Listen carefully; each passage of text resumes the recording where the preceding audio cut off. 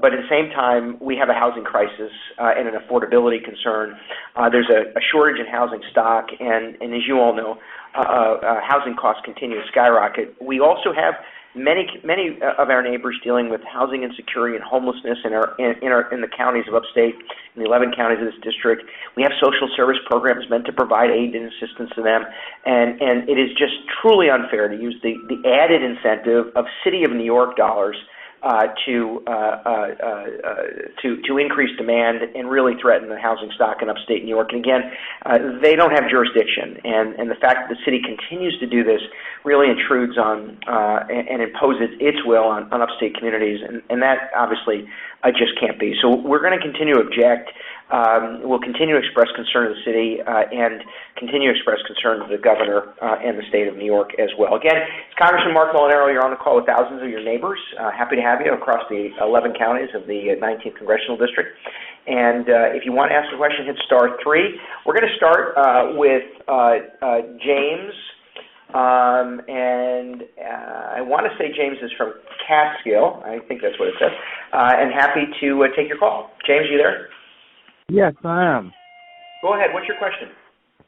My question is, I wanted to get your perspective on what it's going to take to change the direction of our country right now with the mortgage rates at 8%, the unavailability of housing, and the migration issue, the gasoline pricing, the food pricing. We seem to be in a recession right now, even though the Biden administration doesn't want to admit it.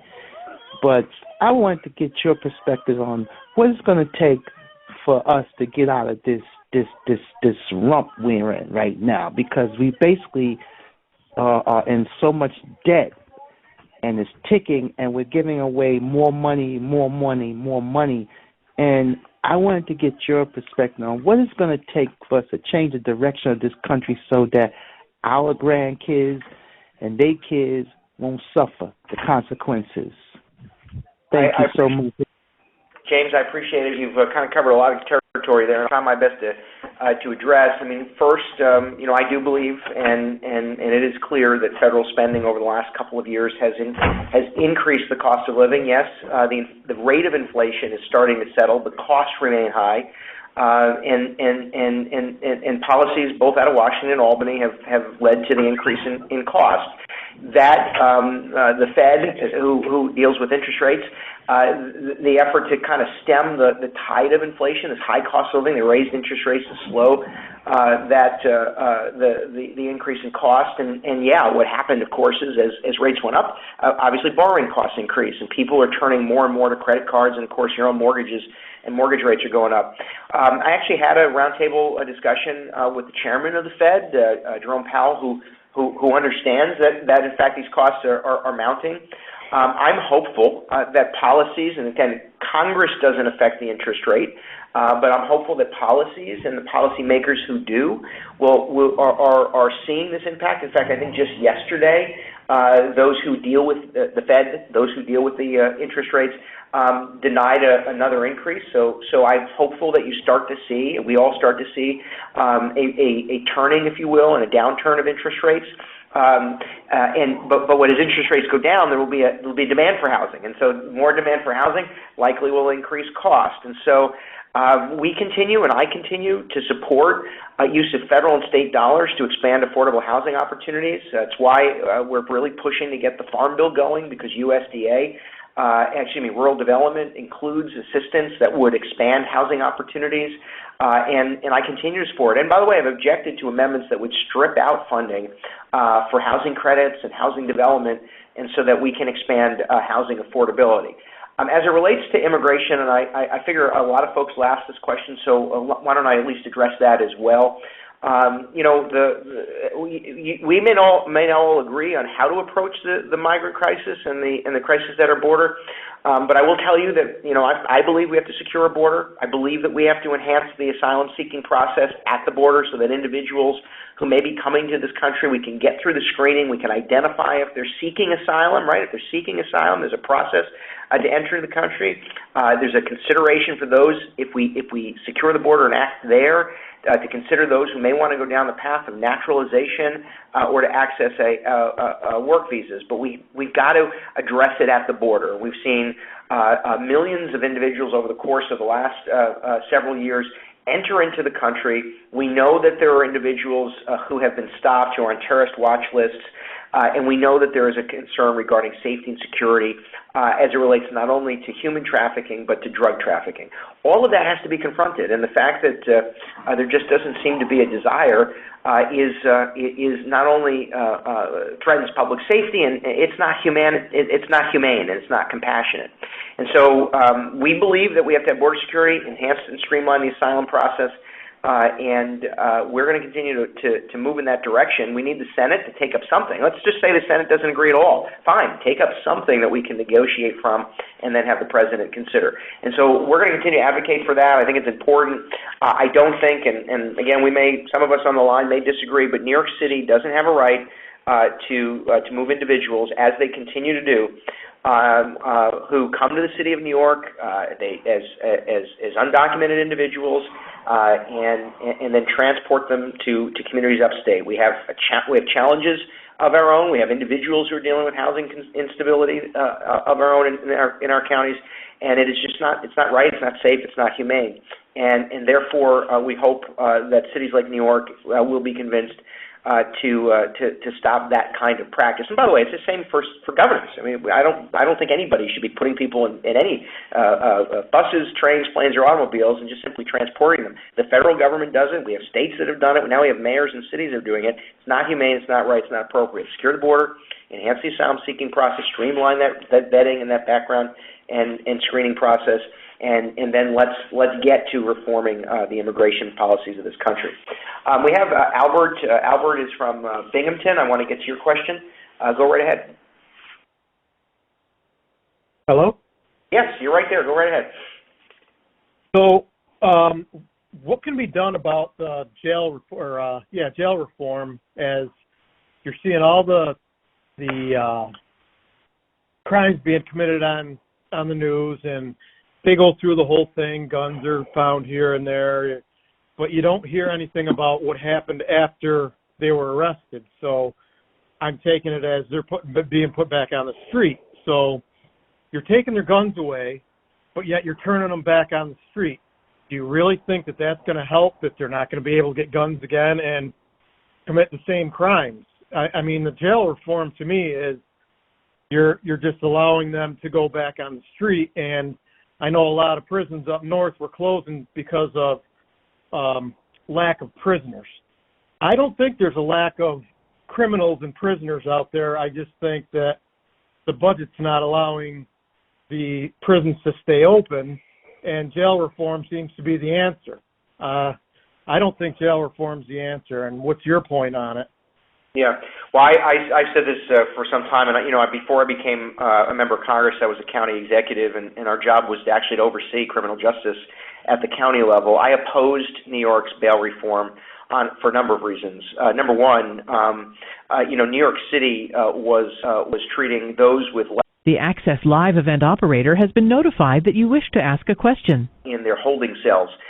We didn't have the same kind of experience upstate, but because New York City was failing to meet the constitutional rights of individuals, New York State throughout the entire system, statewide, and what's occurred is an escalation of crime, and individuals who ordinarily would have either been detained prior to arraignment, meaning they're held until generally 24 to 48 hours in upstate New York for a judge to consider whether or not that individual is a risk to themselves or others, and then can either go back into the community and await trial, or they would stay in a holding cell or in a county jail facility, which, by the way, most county jail facilities outside of New York City include treatment programs, job training, And when you're done, if you're found guilty, the time that you have spent in a county jail was usually the time served. So what's occurred because of the bail reform is that all of that process now is gone, and there's no intervention or the ability to intervene because there's no leverage to say to somebody,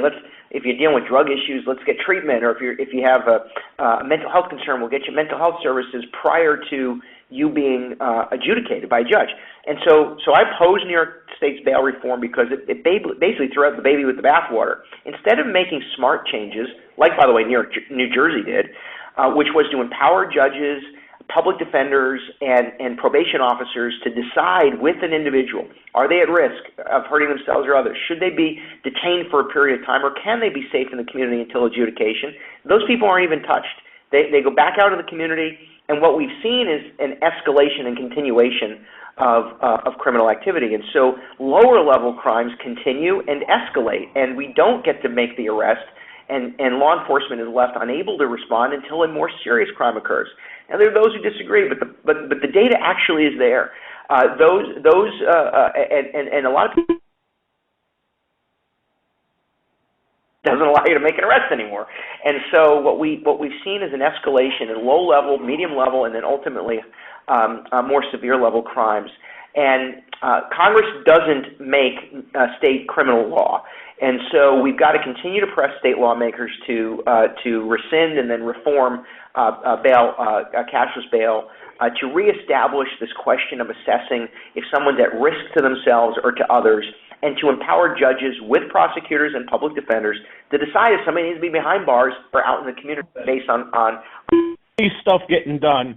And I see you guys nationally got $550 billion allocated for infrastructure going through the next few years.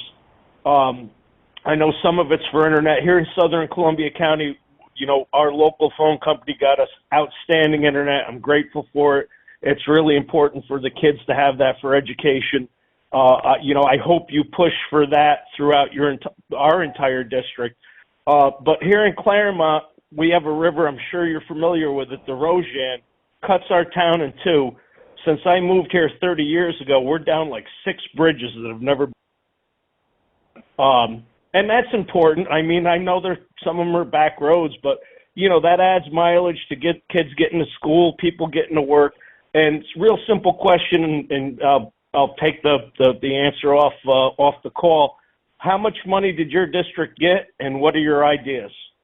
It's not so yes, it's actually 1.2 trillion was the approved infrastructure dollars. This was approved prior to me coming to Congress. However, the committee I serve on, the Transportation and Infrastructure Committee, now works with the administration, the Secretary and Department of Transportation, and other entities that were funded through those dollars. Our job is now to oversee the expense.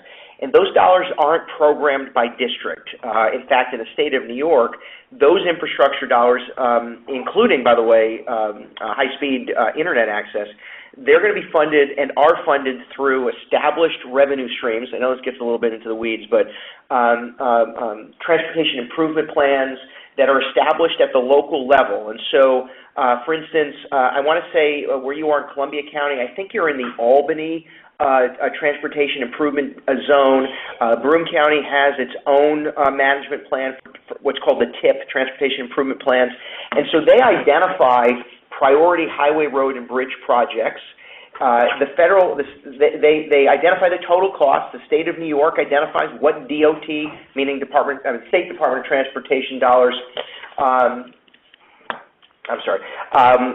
what Department of Transportation dollars are available, and then they can apply for and use federal dollars that are programmed. So you're going to see those projects move. I will tell you, there's bipartisan support among members of Congress to be sure that those federal dollars are spent equitably. We don't want them to be directed only to major urban centers. And when I say major, think New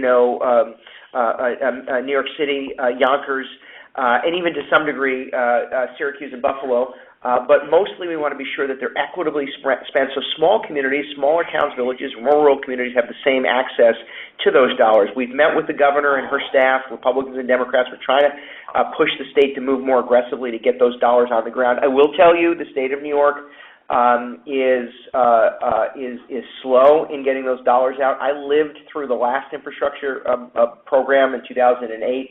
New York was slow in getting those dollars on the ground, so we're really trying to move that process forward. We're trying to push the state to get dollars there. Now, as it relates to high-speed internet, just know that, yes, I absolutely continue to support both funding through the Infrastructure Act and also through the Farm Bill. We have dollars that are meant, and agriculture appropriation, there's dollars that are meant to be, to provide access in rural communities for high-speed internet, and we're working to get those dollars on the ground. There are some snags, what's called toll readiness, the cost